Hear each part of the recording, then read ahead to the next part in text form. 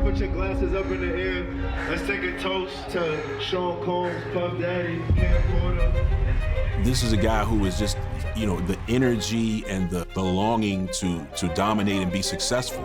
I'm about to go on a serious run. Music industry icon and billionaire businessman. They call me Diddy, but y'all can call me Love. The dazzling facade that hid a sinister truth. He's powerful, he's charming, he's rich. But there's another side to him. Tonight, the dark side of megastar Sean Diddy Combs. Savage! I'm a savage! Oh! On trial for horrific crimes. Racketeering conspiracy, sex trafficking by force, and interstate prostitution. Only for it to end in an extraordinary verdict. On count one, Sean Combs has been found not guilty. Today is a victory of all victories for Sean Combs and our legal team. I was stunned. I was absolutely stunned. See the shocking evidence. The guns and the drugs and the infamous bottles of baby oil. What witnesses saw. He took a stack of money and he just slammed it on the bed. Inside the high-stakes fight to take down the king of hip-hop. And why it failed so spectacularly. So he stands to be out of prison fairly soon. I feel like I'm one of the baddest motherfuckers that ever walked the face of the earth. That right there is clear.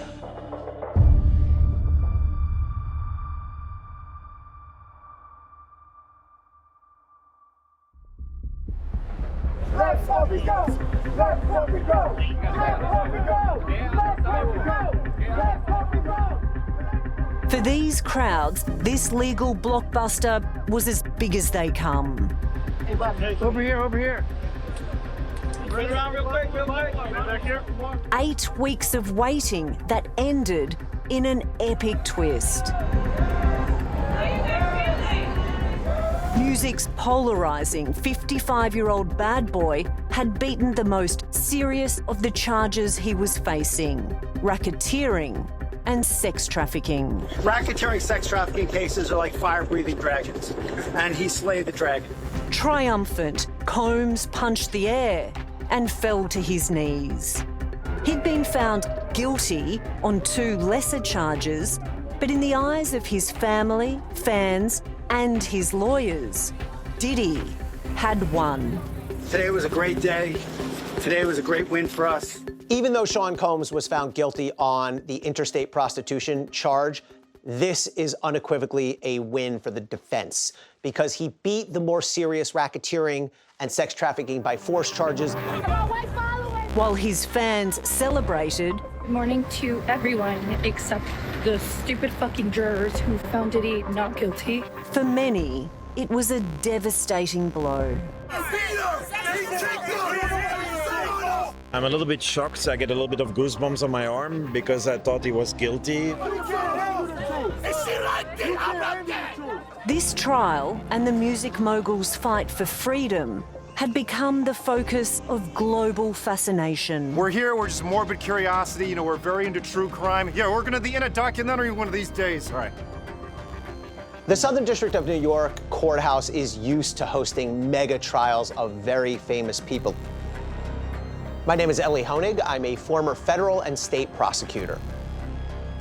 I think a few things are driving the public fascination with this case. First of all, undeniably, there's a celebrity factor. Sean Combs himself is an enormous celebrity and has been for the last 25, 30 years here in the United States. But it's more than just a celebrity trial. It's about power, it's about sex, it's about the way relationships work, and it's about criminality. The trial was a bit of a circus. You had influencers, content creators, members of the press, family members, all trying to get into this kind of small courtroom. My name is Cheyenne Roundtree, and I'm a senior investigative journalist at Rolling Stone. I think this story is unlike a story that we've seen in recent history, where you have someone at the peak of their career being accused of things that has the possibility to bring them kind of at their lowest. But his story is one about rising from the ashes again and again and remaking himself. Y'all ready? The stage had been set for an epic battle to win over the jury. Over 8 weeks, prosecutors would paint Sean Combs as a predator, a man who used any means necessary to control the people who loved him and those who worked for him. According to prosecutors, he has built this criminal enterprise that exists not just to make records and to make music and to make money, but to promote and protect Sean Combs, to protect his reputation, and to satisfy his sexual appetite. Those appetites were for the now infamous Freakoffs, sex parties that would often last for days. Combs' team would instead declare their client a victim, targeted by his ex-partners. It's a common phenomenon. I've tried high-profile people, and that argument absolutely gets made that these victims are lying or exaggerating, or they have bad motives because they want to get famous, because they want to get rich.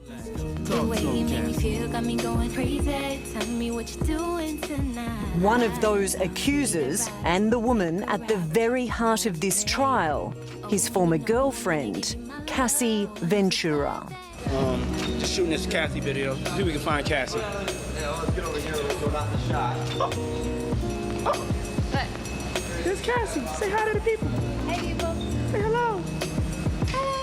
You're signed to Diddy's label. What was it like the first time you met him? Were you starstruck? I was so nervous. But we sat down for about 2 hours, talked about my career and the future, and it was great. Last year, hotel CCTV was leaked to the media, showing Combs viciously assaulting Cassie in 2016. It completely shattered this illusion of what the public thought about them as a couple. The video was the catalyst for Sean Combs' legal day of reckoning. Federal law enforcement stepped in to investigate growing allegations of his violence. If Sean Combs was on trial here for domestic violence, he would be guilty in 2 seconds flat, but he was not. Combs' team has said what should be regarded as a domestic violence situation was being, expanded to these trumped-up charges of racketeering and sex trafficking, that he was being unfairly targeted by the government who were prying into his personal life. Everything was on the line here for a man who, for so long, had the whole world at his feet. The king of the entertainment industry for over 3 decades. Puff, Puffy, Puff Daddy, P. Diddy, King Combs. My real name is Sean Combs. Act bad. Little bad bitch, all she do is act bad. Sean Combs definitely built a public image of himself as a guy surrounded by sex, money, rock and roll. But what he apparently left out were the uglier elements of that. I'm vivacious, eccentric, and I'm a Scorpio. I think he did a good job of showing us the part of his private life that he wanted us to see, which again was the successful guy. I never caught anything that would, give me any suspicion that he was anything other than what we thought he was. Did y'all like the performance?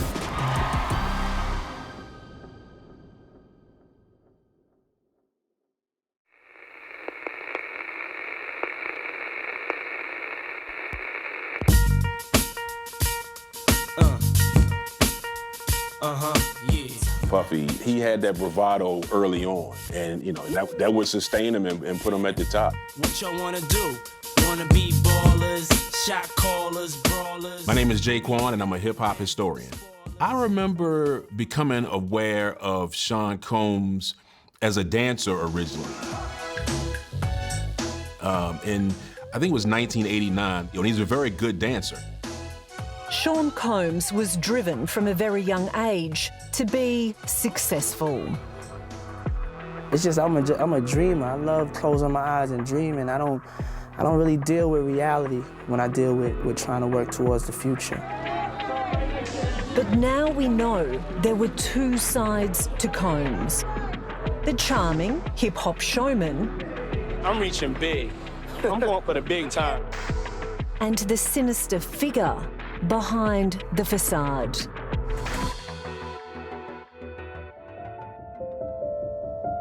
With Diddy's early upbringing, he was born in Harlem and moved to Mount Vernon in New York. You know, his father was a street hustler, and that's probably where the hustling in his blood came from. Melvin Combs, a notorious drug dealer, was gunned down in 1972 when his son, Sean, was only 3 years old. His father was murdered, and I'm pretty sure that had some kind of bearing on his upbringing and probably ultimately who he'd become. My mother was, I guess, raising me for the real world. She was always telling me if somebody hit me, make sure I hit them back harder. Diddy had a business brain very early. You know, he was a student at Howard University, and he was an early promoter, you know, before he even officially entered the music business. So again, I really think that was in his blood, you know, to see a situation and capitalize on it. And capitalise he did, quitting university early and landing a job in New York City at powerhouse Uptown Records, where he quickly got noticed. I was selling so many records and just so young, it intrigued people. And it intrigued me too, you know. I was just a wonder kid. It was just something that they never saw before. Really, it was no problem because all my black brothers and sisters came together. Yeah, I'd say he was pretty unstoppable from the beginning. You know, there's a genius there, and there's a business acumen there. It was at this time that Sean Combs first came to the attention of the law. As time went on, I started to get to know Diddy very well because I had dealt with him on several cases. My name is Derrick Parker. I am a retired NYPD detective that headed the Rap Intelligence Division. In 1991, the NYPD was called to a tragic event that threatened to derail Combs' fast-growing career. There was a charity basketball game that Diddy had thrown up in Harlem.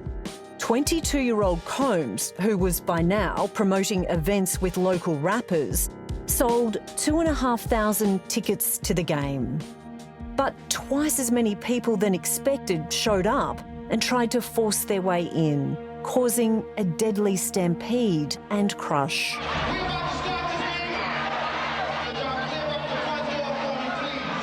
You know, he was tied to a tragic event very early. People got trampled and lives were lost. I have 4 people that are unconscious. I can't get past. I can't get them to breathe. I've been doing CPR on them. I have 3 people that are in shock. The tragedy at City College, New York, killed 9 people and injured 29 more. Could y'all please leave in a peaceful manner so nobody else gets hurt? It is over. In the end, no charges were laid, but Sean Combs would be embroiled in civil suits for the next 7 years. One thing about Diddy was that he was a master marketer, and that didn't go just for his businesses, but that went for himself. And so I think we've seen time and time again that there have been these incidents like CCNY that would be a career ender, and somehow he's been able to spin that on his head and emerge as kind of a bigger, brighter, better version of himself every time.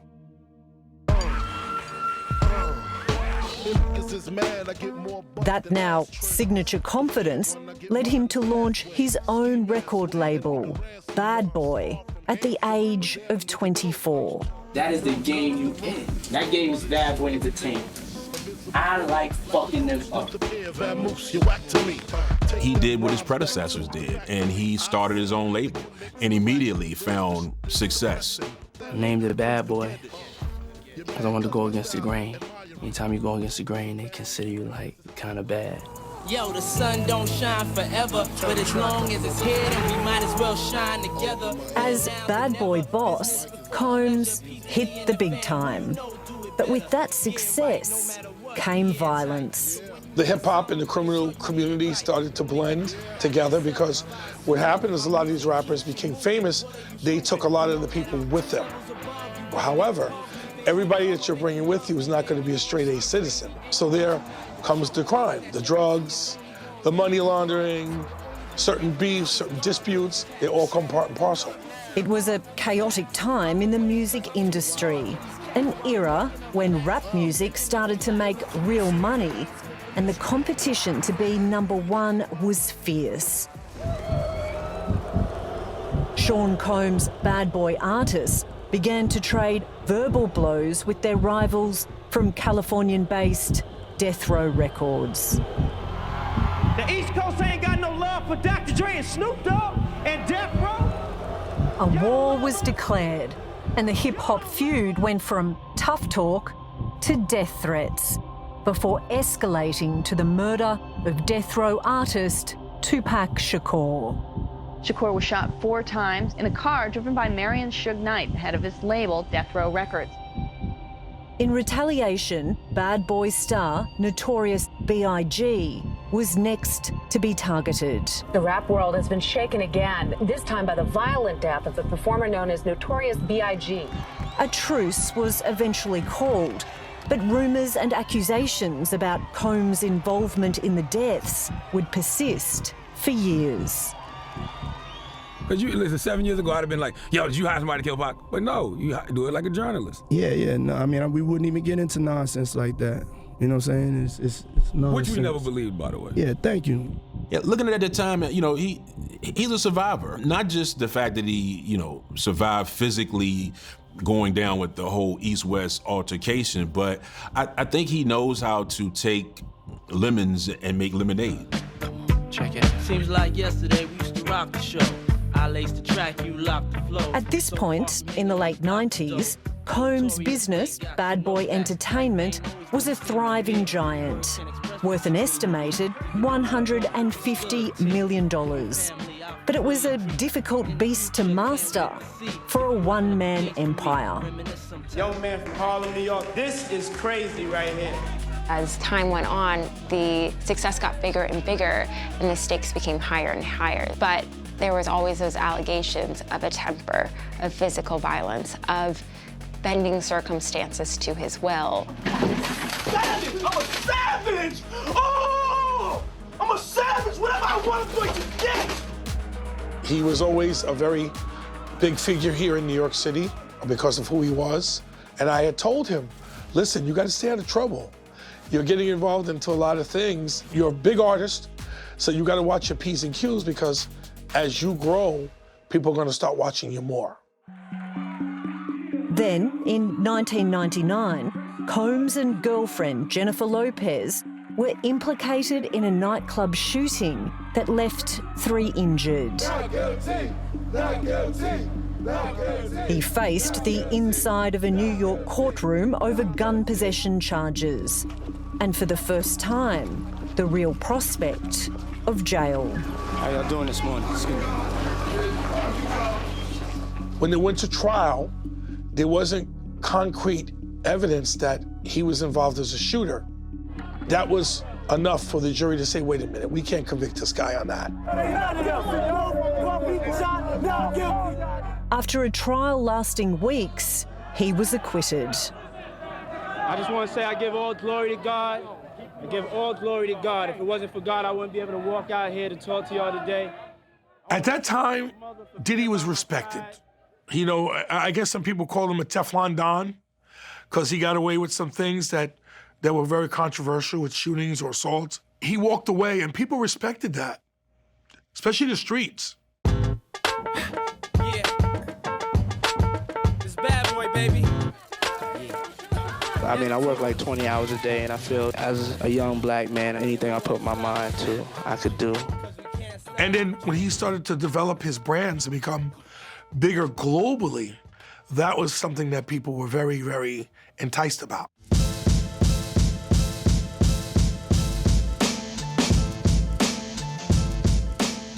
There was the Sean John clothing line, fragrances and alcohol label, Even a move into TV with his own multimedia production company, Revolt. It was also the beginning of the famous celebrity-packed white parties. In an era of opulent bling, Sean Combs was king. And the Queen by his side from 2007 until 2018, a young actress and singer, Cassie Ventura. He was one of the top music moguls in the industry. He was on top of the world. He grew in power and in fame. And with power and fame, he became different. He became more controlling, more abusive. He became this different person. This shot is to you. You hear me, King? Me and you know what the fuck is up. Yeah. Love. It's the Puff Daddy show. It's the P. Diddy show. It's the Diddy show. He established himself as a, father figure of the music industry. He is looked up to.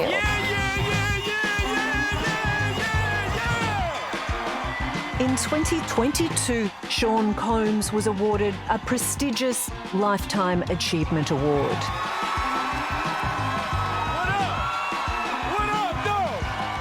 It was the peak of his 3 decades of relentless hustling, from teenage go-getter to household name. Yeah, shout out to Harlem one time. Shout out to all of New York one time. Yeah, and also Cassie for holding me down in the dark times. Love.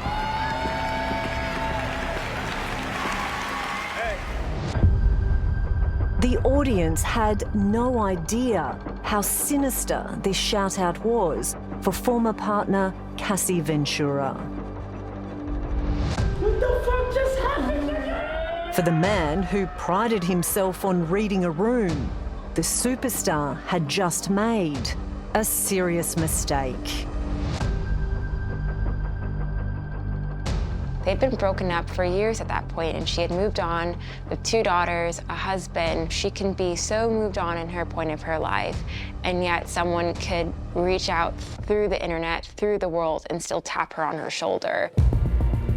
His speech had triggered Cassie Ventura, so much so that it would push the singer to take legal action against her former boyfriend of 10 years. The 35-page complaint laid bare Cassie's graphic accusations of abuse at the hands of Combs. We have breaking news now involving Sean Diddy Combs and his ex-girlfriend, the singer. Of rape, repeated abuse, and even sex trafficking. This was so explicit, it was so graphic, and it was incredibly detailed. Here you had this person, Sean Combs, who had been very well loved, respected in the public eye for a quarter century or more, suddenly accused of these horrible acts. And so this lawsuit was a complete, just kind of ripping down this picture that we had in our head and said this is not what it seemed, that whole relationship. So it was really stunning and really, really upsetting to read. But in less than 24 hours, the case was settled for a whopping $30 million. And it appeared Diddy had bought his way out of trouble. Hello, high five when I came up. High five, and I always wanted to get a high five. Within moments, it seemed like that door was shut and it was settled and both parties had agreed this is done. And it was just like this sense of battening down the hatches immediately that to me, as an investigative journalist, it just seemed like there was so much more to be answered about this. I'm still standing taller than I've ever been, looking like a true survivor, feeling like a little kid. So by this time, this is where, the arrogance that used to work in his favor as an artist, perhaps, started to kind of unravel. I think maybe the confidence was a little too high. And he's basically, hey, you can't stop me. I'm still here. And things kind of went off the rails right after that. Diddy, Boombaye, let's go, let's go, let's go. Combs' long run of good fortune was over. Cassie Ventura's claim opened the floodgates to a wave of women and former staffers, each accusing Combs of abusive behaviour. Journalist Cheyenne Roundtree spoke to many of them. Fear was a big theme when talking with people about their experience. For some of the assistants or some of the people that worked for him, there was that fear of physical violence or this idea of retribution, that they wouldn't be able to work after leaving. Phil Pines knows what it's like to fear Sean Combs, working as Diddy's senior executive assistant from 2019 to 2021. It was a demanding job, but one with the promise of future promotion. Diddy would text me all the time. I mean, just every day, obviously. Every minute, every hour, every second. Just you couldn't keep up with the requests and the demand that he had. Happy birthday to me! You know, I happened to come in at a time where he was throwing his 50th birthday party. And they spent millions of dollars building this outside structure in his backyard in Los Angeles. I couldn't believe, like, wow, I'm a part of this now. Like, it was so exquisite. It was just huge.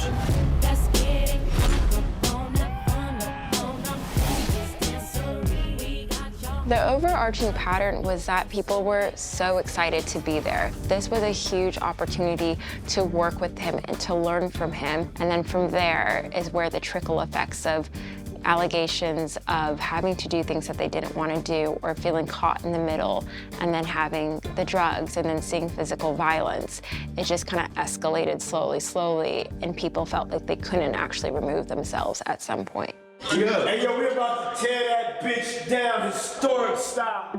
There was a test of loyalty that was too far, honestly, and it's very difficult for me to discuss because it takes me back to that day. It takes me back to that time when I felt powerless. I felt frozen. One night, Phil was asked upstairs to join one of Diddy's private parties. Then he says, "Prove your loyalty to me." And I'm thinking, like, you know, what is he talking about? He grabs a condom, rubs his hands on my shoulders, and pushes me to a guest, a female guest, that's on the couch. And I froze. I look at the girl, you know, and I, you know, are you okay with this? And she's, yeah. So I perform for a little bit, and as soon as I like kind of know that he's not looking, I quickly just pull up my pants and get out of there and run down the stairs and take off. That moment, I felt powerless. I felt like I couldn't tell him no. So me as a staff member feeling that hold or that what can I do, I can only imagine what those girls have gone through.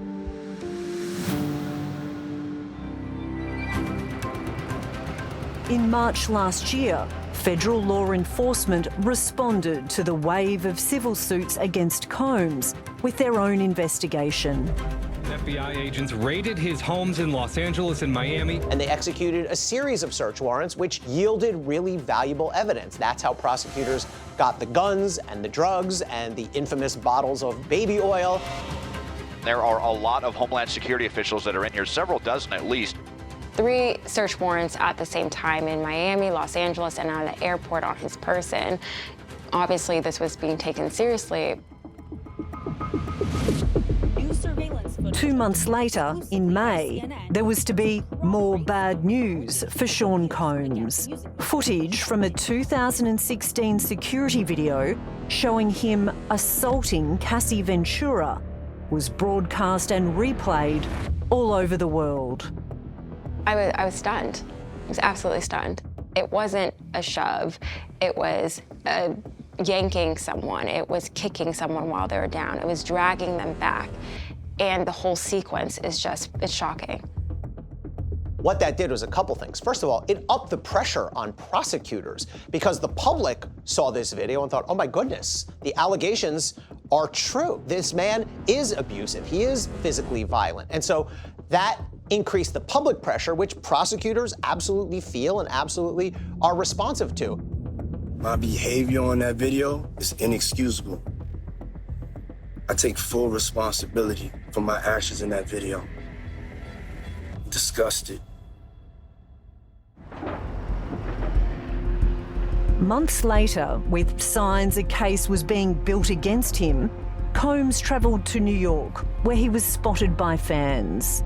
This not really Diddy, is it?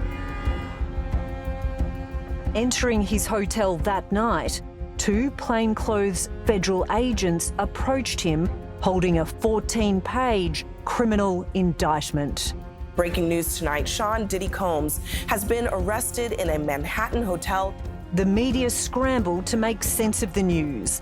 One of the world's biggest stars behind bars.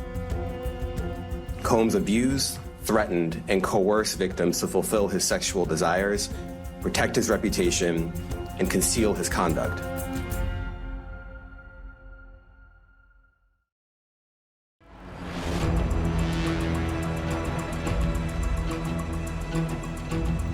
On the 12th of May this year, inside this federal courthouse in New York, the stage was set for the hip-hop king Sean Combs' most important show. Hey, brother love, brother love.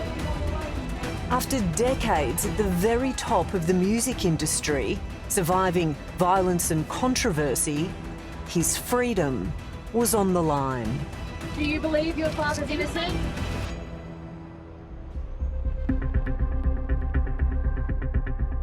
Seeing him walk in, going from this highs of highs to sitting in front of a judge and having to hear these charges read out to a jury was very surreal.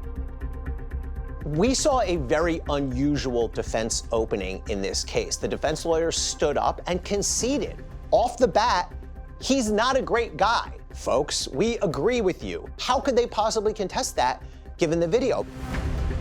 But the defense theme was to appeal to the jurors' sense of specificity and justice in that Sean Combs is not on trial for being a horrible guy. He's not on trial for being a monster. He's on trial for racketeering conspiracy, sex trafficking by force, and interstate prostitution. And the argument to the jury is, you will find that he did not commit those specific federal crimes. The prosecution team presented to the jury their portrait of a manipulative criminal mastermind. They relied on a cast of 34 witnesses to prove the extent of Combs' violent and sexual crimes. Creative space, guys. Facts. One of the first to the stand, the star witness in the case, a very pregnant Cassie Ventura. So much of this case was centered on Cassie. Cassie said that the physical violence ranged from being slapped to being punched to being kicked to being dragged by her hair, a whole host of physical violence. I think she said you name it. Prosecutors charged Combs with sex trafficking, alleging that against the threat of violence, Sean Combs drew Cassie into drug-fueled sex parties with professional male escorts. They said Combs refused to take no for an answer, videotaping them, later using those recordings for blackmail. Then you have pictures of inside his house and the night where he was arrested, to see baby oil by the bedside stand, to see these prescription pills and these packs of pink powder. It was allowed people to see in real time what prosecutors meant when they were talking about freak-offs. I would say Cassie's testimony was very vulnerable. She was facing her alleged abuser and completely doing it with confidence and almost this unwavering sense of, this is what happened to me, this is how I felt, and I'm going to tell that to you to your face. I keep thinking back to the moment where they showed upwards of a dozen men that she said that she had to hire for these freak-offs, and they just showed their faces, and she confirmed, yes, I hired them. Also before the jury today, a male escort known as the Punisher. He testified about his sexual encounters with both Cassie Ventura and Sean Combs.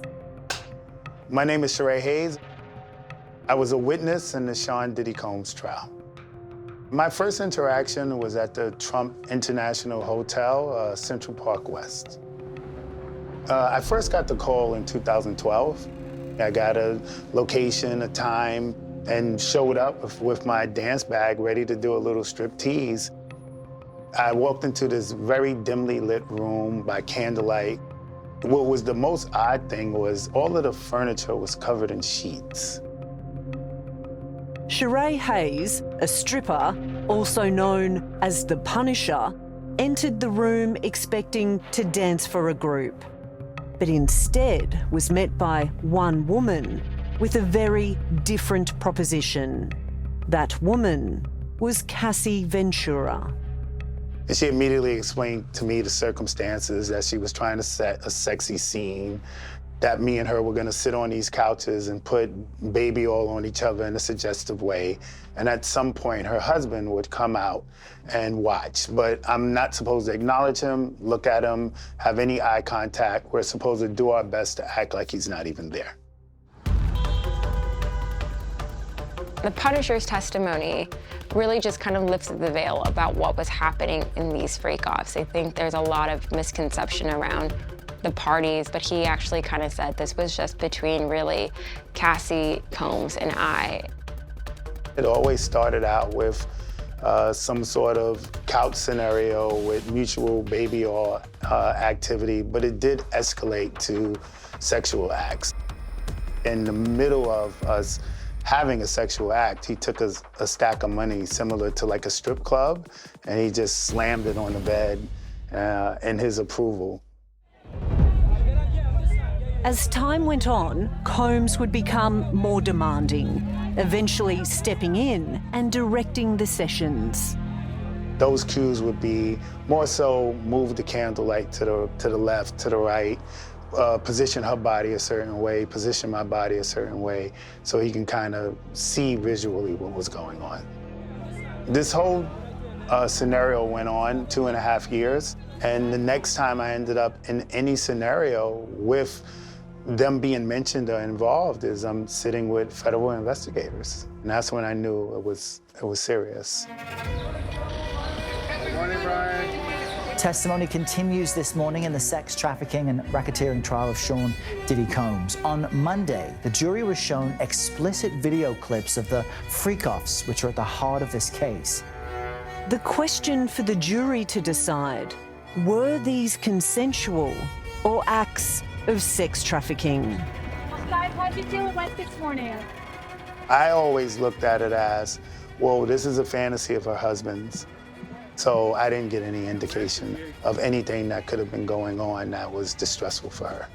I can say in criticism of myself how I was completely in the dark, right? If that was truly her experience, so.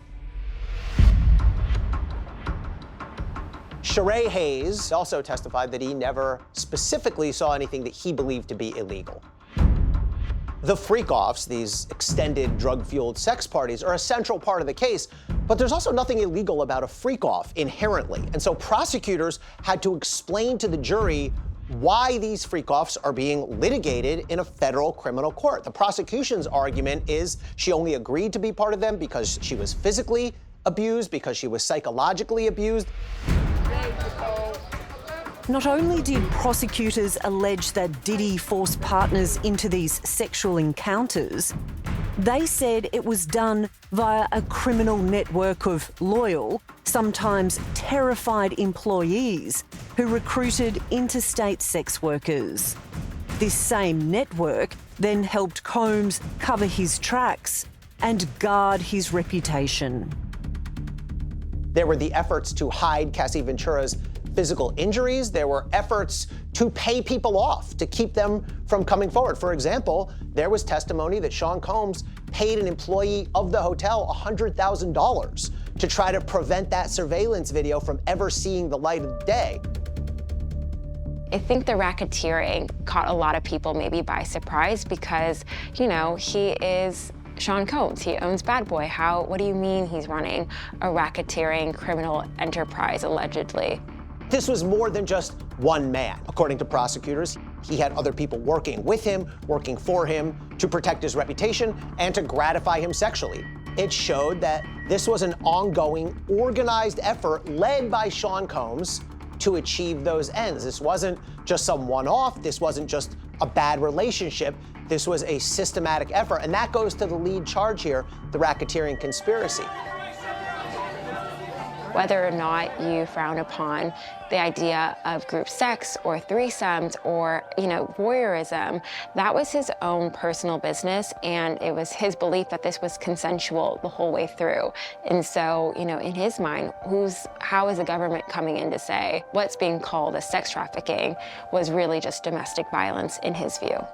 Tomorrow, embattled rap mogul Sean Combs returns to court for week number 4 of his sex trafficking and racketeering trial. At around the midpoint of this trial, it seemed to me that the prosecution had put on a compelling case that Sean Combs was a terrible guy who had done terrible things. But I was not convinced at that point that the prosecutors had made out their most serious criminal charges. There's a lot of resentment, jealousy, and anger here. But is it criminal? Does it make Sean Combs somebody who should be locked up in a federal penitentiary the rest of his life?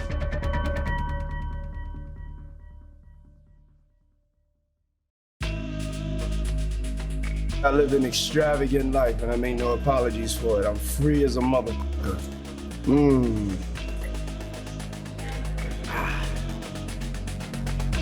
As a free man, Sean Combs lived a life of luxury and excess. How does my hat look?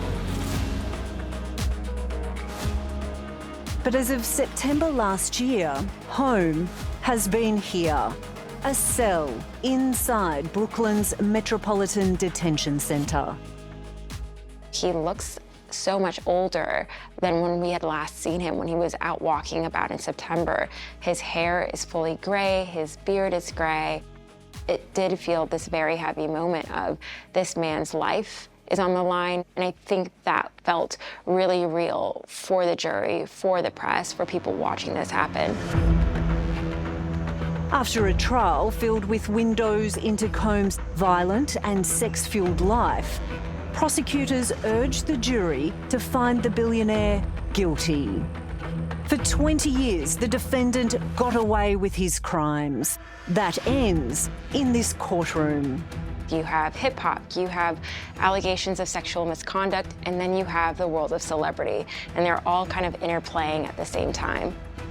This is not just about Cassie, this is about the abuse of power happening again and again. Combs' lawyers framed the trial in vastly different terms, casting Cassie and Combs' relationship as a modern love story.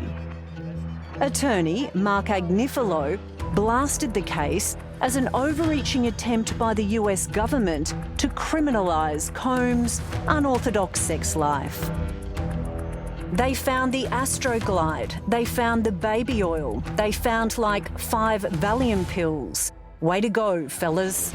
I used to prosecute racketeering cases, and these would be your more typical mob family type scenarios, drug trafficking organization type scenarios. But to me at that point, it felt like you had a runaway hip hop star. Yes, this is a soap opera, but again, it's not necessarily a racketeering conspiracy. The case of United States of America versus Sean Combs is now in the hands of a jury, 8 men and 4 women. None of these cases is ever a straight line from start to finish. There's always ups and downs for both sides. You can never tell what a jury's gonna do. There's the jurors, guys. They were smiling. You saw that too? I'm going to interrupt you just closely here, Missy, because we are getting the verdict coming in right now. You could feel the weight of the moment just being there. On count 1, the racketeering conspiracy charge, Sean Combs has been found not guilty.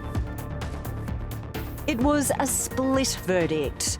Not guilty to sex trafficking and racketeering, guilty of 2 counts of transportation to engage in prostitution. When I heard that Diddy was found not guilty, I wasn't surprised. The case was so convoluted that, you know, we've seen people with more evidence against them still walk. For Cassie Ventura, the verdict was a blow. But if there was a win, it was in Combs being held to account in front of the world. The reaction is that we're pleased that he's finally been held responsible for 2 federal crimes, something that he's never faced in his life. At every turn, there was something held above her, whether that was her music career, whether that was these explicit tapes of the Freakoffs, whether that was physical violence, that all just kind of spoke to his power and his reach and his hold on her. There's no way to hear the details of these interactions and not see a scenario where you're like, wow, that is a terrible person. And if my interaction contributed to her having a bad experience, I would, you know, just want to apologize.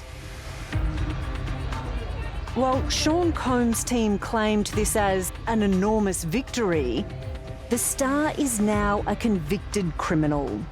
Refused bail in a strong signal from the judge that he is still considered a dangerous man. Combs spends his days in a jail cell, awaiting his sentencing in October. When it comes time for him to be sentenced on the interstate prostitution charges, typically that would only result in a federal sentence of maybe a couple years in prison. He's already been in for some time, so he stands to be out of prison fairly soon.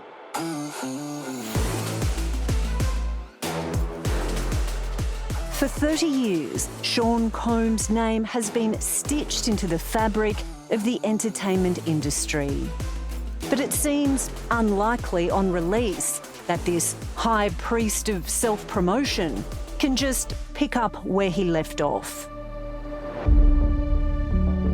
Combs still faces dozens of civil lawsuits alleging assault and abuse. This guy's whole empire is done. It's going to affect him big time. He's already lost money. He's lost millions. So what else does he lose? He loses who he is.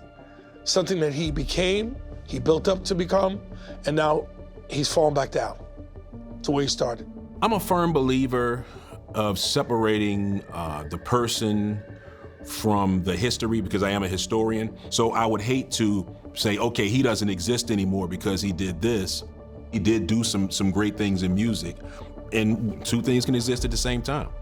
It's hard to say that he's all this one thing. I feel like this, it could go either way, right? It could be a story about when one person tells their truth and it's, you know, starts a movement, but it also can be a story about someone that has emerged from the ashes again and again, kind of shedding his skin and becoming this newer, bigger, better, brighter personality than he was before. That's the test of a great champion. That's how they get up. I've been knocked out a lot. I'm gonna get up. I'm gonna come back at you.